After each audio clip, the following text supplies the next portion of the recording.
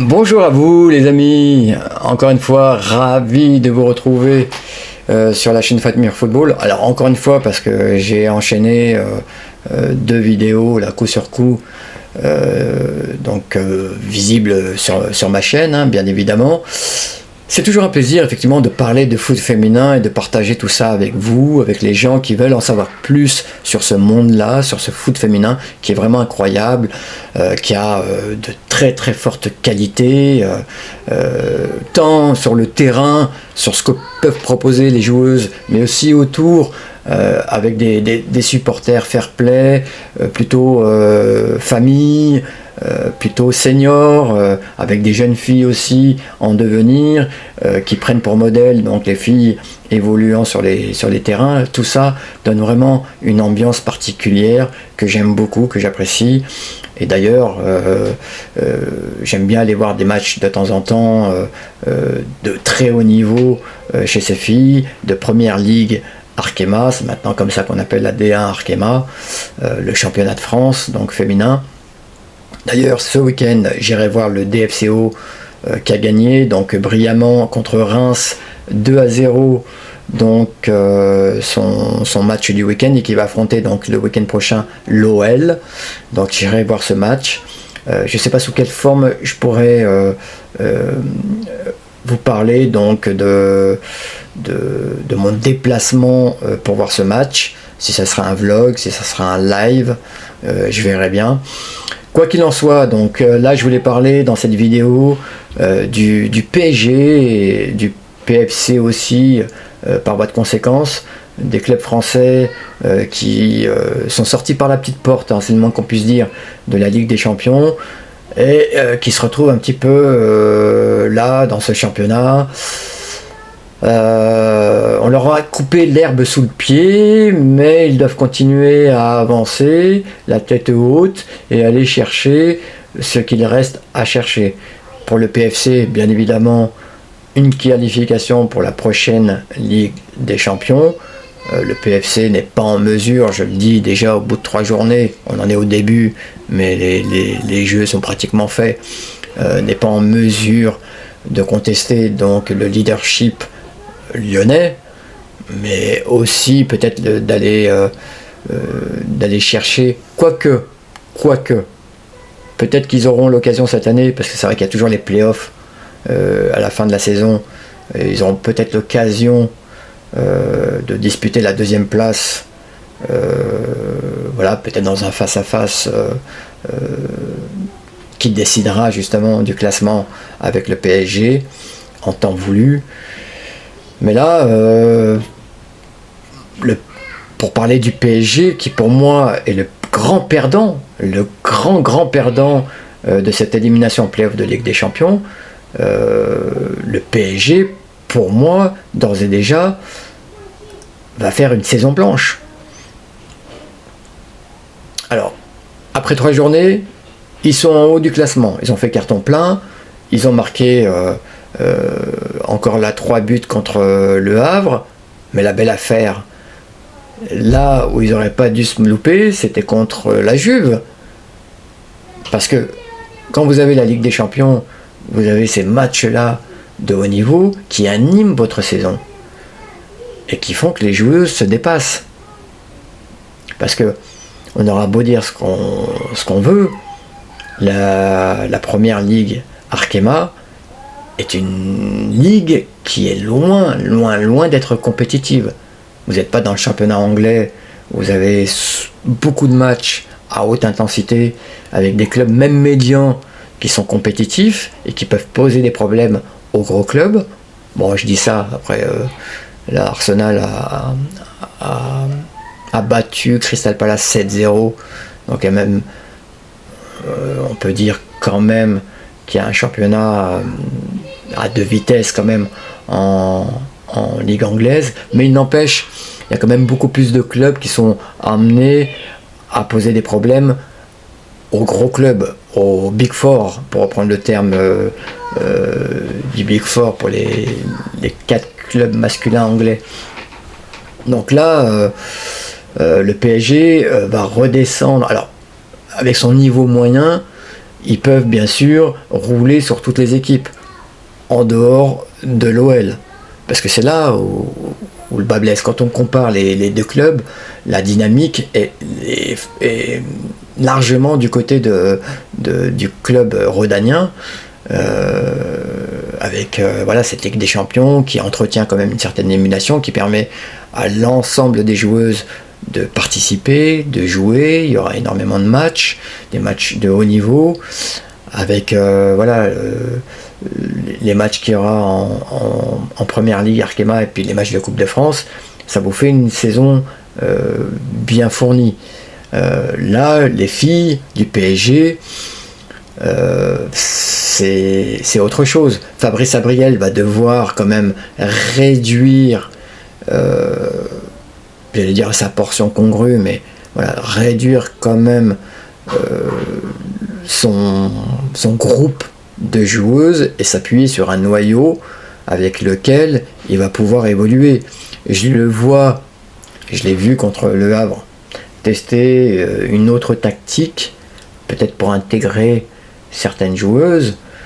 Donc il va tester au niveau tactique. De toute façon, il peut le faire largement en première ligue Arkema, mais je pense que son noyau de joueuses, il l'a déjà en tête, et c'est avec elle qu'il va tourner toute l'année. Et quid des autres joueuses? Quid de Jackie Groenen, par exemple, qui est réduite à être remplaçante dans des matchs de première ligue Arkema? Est-ce qu'elle se contentera de ça? Et quid de Marie-Antoinette Katoto? Elle est certes titulaire, mais elle est loin de son standing au niveau des statistiques, au niveau chiffres. Je crois qu'elle a marqué un but, me semble-t-il, en 3 matchs. C'est pas le standing auquel on s'attend quand on parle de Marie-Antoinette Katoto. Voilà. Donc Marie-Antoinette Katoto, c'est sa dernière année de contrat. Est-ce que le club est en mesure de la retenir? Quand on voit ce qu'ils ont fait avec Kadidiatou Diani, qui avait été élue meilleure joueuse du championnat, qui était la meilleure buteuse, et qui est partie à l'Olympique Lyonnais. Et rebelote l'année d'après, puisque Tabitha Chawinga a été élue meilleure joueuse du championnat, a gagné le titre de meilleure buteuse, et est partie à l'Olympique Lyonnais. Donc, qu'est-ce qui va se passer avec Marie-Antoinette Katoto, qui doit se rendre compte, bien évidemment, de la dépréciation du club année après année. Ça fait quoi maintenant? Ça fait 7-8 ans qu'elle joue au sein de l'équipe première. Elle a gagné certes un titre de champion en 2001, mais voilà, puis une ou deux Coupes de France. Mais je suis sûr que c'est une fille qui aspire à gagner les plus gros titres européens avec son club. Et je parle même pas de la sélection nationale. Mais ça, c'est encore autre chose. Et quand on voit aussi une Sakina Karchaoui qui ne cache pas son amertume d'être éliminée comme ça de la Ligue des Champions, alors elle peut s'en vouloir aussi parce qu'elle n'a pas fait de superbes prestations, hein, loin de là, sur les confrontations contre la Juventus de Turin. Mais quand on l'entend, quand elle s'exprime dans les médias, on sent vraiment une amertume qui est tout à fait légitime, bien évidemment, parce que le club du Paris Saint-Germain doit jouer avec des champions tous les ans. Il y a eu cet accident en 2017, effectivement, vous n'avez pas pu participer à la Ligue des Champions. Mais en dehors de ça, le PSG joue tout le temps la Ligue des Champions. Et le club turinois était largement à la portée du club. Donc je ne sais pas véritablement ce qui se passe dans ce club. Je ne sais pas quel est le projet véritable, si tant est qu'il y ait un projet pour cette section. On sent bien que les Qataris sont totalement concentrés sur la section masculine et que ils laissent au directeur sportif Angelo Castellazzi le soin d'expédier les affaires courantes. D'ailleurs, Angelo Castellazzi, qui joue son rôle, qui essaie de noyer le poisson en indiquant que que le fait d'avoir perdu contre la Juve, c'était pas la fin des ambitions pour autant, qu'ils avaient perdu une bataille mais pas la guerre, qu'il y avait d'autres combats à mener en première ligue Arkema et puis au niveau de la Coupe de France, et en indiquant qu'il voulait absolument contester le titre à l'Olympique Lyonnais. Mais moi je le dis à Angelo, je le dis à toutes les actrices, notamment toutes les joueuses du PSG, elles ne gagneront pas le championnat cette année. On sent que l'Olympique Lyonnais, c'est quand même lourd cette année. C'est le cas toutes les années, mais là, on sent avec l'arrivée du Gio Montemurro une émulation que je n'avais pas ressentie depuis très longtemps. Hein. Une équipe qui est vraiment très agréable à voir jouer, qui a vraiment le contrôle sur l'ensemble de leurs matchs et qui mitraille à tout va, qui mitraille leurs adversaires et qui mettent énormément de buts. J'ai du mal à voir comment le PSG, qui en plus là, bon, pour le coup, certes a gagné 3 matchs, mais a quand même la tête basse par rapport à cette élimination, je vois pas comment il pourrait inverser la tendance. Le PSG donc est devant une saison blanche avec une joueuse majeure qui est en fin de contrat à la fin de la saison, avec des internationales étrangères qui se posent des questions. Jackie Groenen, j'en ai parlé, Corbin Albert bien évidemment, qui sortait des JO victorieuse et qui là entre dans une forme de dépression avec le PSG, avec cette élimination pitoyable, avec un entraîneur vert encore à ce niveau-là, qui a tout approuvé et qui ne sait pas trop où aller. Je pense que beaucoup de personnes, beaucoup de joueuses doivent se poser des questions et pensent que le club navigue à vue. Alors on aura beau voir Nasser dans les gradins, voir des matchs des filles, c'est très bien pour l'image du club, mais la vérité c'est que les actions ne suivent pas les discours qu'on peut entendre ici et là dans le club. Ça c'est sûr. Je l'ai dit à plusieurs reprises dans certaines vidéos, si les Qataris avaient voulu que la section féminine soit compétitive et que la section aille vraiment chercher les plus beaux titres, ils auraient pu monter une équipe de malades. Ils auraient pu monter une équipe plus que compétitive. En mettant peut-être qu'un dixième de ce qu'ils ont pu mettre, un dixième, et encore, de ce qu'ils ont pu mettre pour la section masculine. Ils auraient eu les meilleures joueuses et je pense que le PSG fait fausse route en voulant absolument là donner les clés à la jeunesse parisienne. Le centre de formation a depuis très longtemps produit des pépites, ça c'est sûr.